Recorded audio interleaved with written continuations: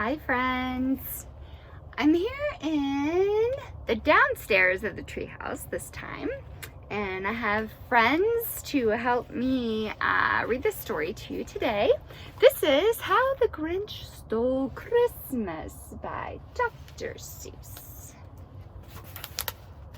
It's a little bit longer one. Every Who down in Whoville liked Christmas a lot. But the Grinch, who lived just north of Whoville, did not. The Grinch hated Christmas, the whole Christmas season. Now please don't ask why, no one quite knows the reason. It could be his head wasn't screwed on just right. It could be perhaps that his shoes were too tight. But I think that the most likely reason of all may have been that his heart was 2 sizes too small. But whatever the reason, his heart or his shoes, he stood there on Christmas, hating the Whos, staring down from his cave with a sour, Grinchy frown at the warm-lighted windows below in their town. For he knew every Who down in Whoville beneath was busy now hanging a mistletoe wreath. And they're hanging their stockings, he snarled with a sneer. Tomorrow is Christmas. It's practically here. Then he growled with his Grinch fingers nervously drumming. I must find some way to stop Christmas from coming. For tomorrow, he knew. All the Who girls and boys would wake bright and early. They'd rush for their toys. And then, oh, the noise, noise, noise, noise. That's one thing he hated. The noise, noise, noise, noise. Then the Whos, young and old, would sit down to a feast. And they'd feast, and they'd feast, and they'd feast, feast, feast, feast. They would feast on Who pudding and rare Who roast beast, which was something the Grinch couldn't stand in the least. And then they'd do something he liked least of all. Every Who down in Whoville, the tall and the small, would stand close together with Christmas bells ringing. They'd stand hand in hand and the Whos would start singing. They'd sing and they'd sing and they'd sing, sing, sing, sing. And the more the Grinch thought of this Who Christmas sing, the more the Grinch thought, I must stop this whole thing. Why, for 53 years I've put up with it now. I must stop this Christmas from coming. But how? Then he got an idea, an awful idea. The Grinch got a wonderful, awful idea. I know just what to do, the Grinch laughed in his throat, and he made a quick Santa Claus hat and a coat, and he chuckled and clucked. What a great Grinchy trick! With this coat and this hat, I look just like Saint Nick. All I need is a reindeer. The Grinch looked around, but since reindeer are scarce, there was none to be found. Did that stop the old Grinch? No, the Grinch simply said, if I can't find a reindeer, I'll make one instead. So he called his dog Max, and then he took some red thread, and he tied a big horn on top of his head. Then he loaded some bags and some old empty sacks on a ramshackle sleigh, and he hitched up old Max. Then the Grinch said, giddy up, and the sleigh started down towards the home where the Whos lay a snooze in that town. And their windows were dark, quiet snow filled the air, and the Whos were all dreaming sweet dreams without care. When he came to the first little house on the square, this is stop number 1, the old Grinchy Claus hissed, and he climbed to the roof, empty bags in his fist. Then he slid down the chimney, a rather tight pinch, but if Santa could do it, then so could the Grinch.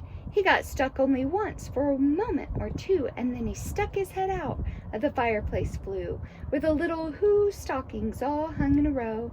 These stockings, he grinned, are the first things to go. Then he slithered and slunk with a smile most unpleasant around the whole room, and he took every present. Pop guns and bicycles, roller skates, drums, checkerboards, tricycles, popcorn, and plums, and he stuffed them in bags, and then the Grinch very nimbly stuffed all the bags, one by one, up the chimney.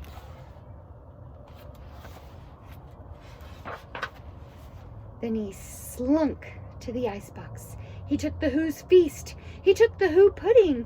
He took the roast beast. He cleaned out that icebox as quick as a flash. Why, that Grinch even took their last can of Who hash.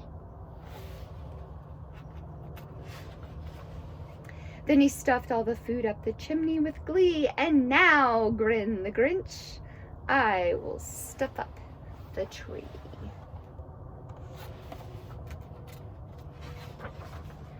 And the Grinch grabbed the tree and he started to shove when he heard a small sound like the coo of a dove. He turned around fast and he saw a small Who, little Cindy Lou Who, that was not more than 2. The Grinch had been caught by this tiny Who daughter who'd gotten out of bed for a cup of cold water. She stared at the Grinch and said, "Santa Claus, why? Why are you taking our Christmas tree? Why?"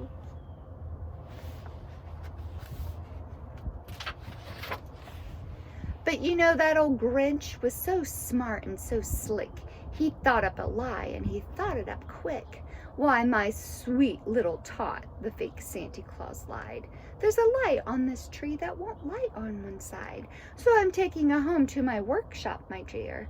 I'll fix it up there, then I'll bring it back here."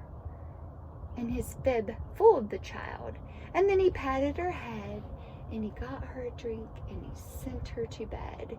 And when Cindy Lou Who went to bed with her cup, he went to the chimney and stuffed the tree up. Then the last thing he took was the log for their fire, and then he went up the chimney himself, the old liar.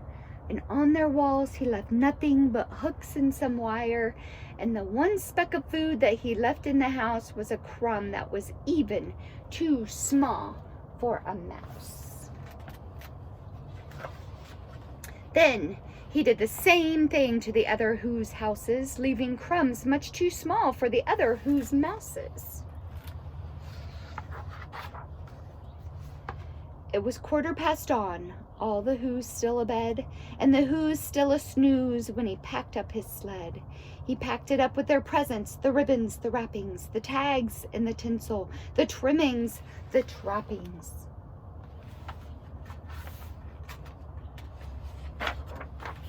3,000 feet up the side of Mount Crumpet, he rode with his load to the tip-top to dump it. Pooh-pooh to the Who's, he was grinchishly humming. They're finding out now that no Christmas is coming. They're just waking up. I know just what they'll do. Oh, their mouths will hang open a minute or two. Then the Who's down in Whoville will all cry, boo-hoo.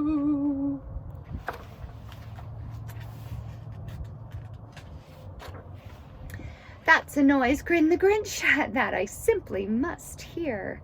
So he paused, and the Grinch put his hand to his ear, and he did hear a sound rising over the snow. It started in low, and then it started to grow.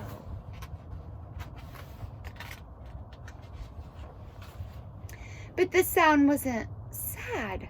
Why, this sounded merry. It couldn't be so. But it was merry, very. He stared down at Whoville. The Grinch popped his eyes, and then he shook. What he saw was a shocking surprise.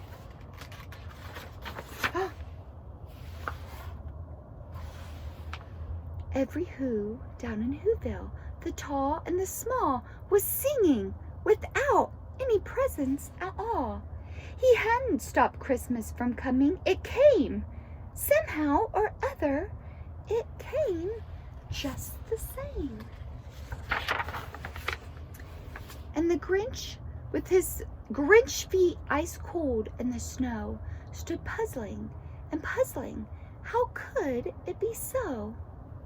It came without ribbons. It came without tags. It came without packages, boxes, or bags. And he puzzled 3 hours till his puzzler was sore. And then the Grinch thought of something that he hadn't before. Maybe Christmas, he thought, doesn't come from a store. Maybe Christmas perhaps means a little bit more.